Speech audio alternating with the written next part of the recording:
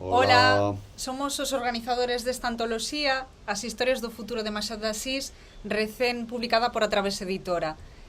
O libro reúne o Alienista, que é unha novela verdadeiramente divertida, perturbadora, e 24 contos que contan historias que son atemporais e que falan as leitoras e os leitores de hoxe porque son totalmente actuais.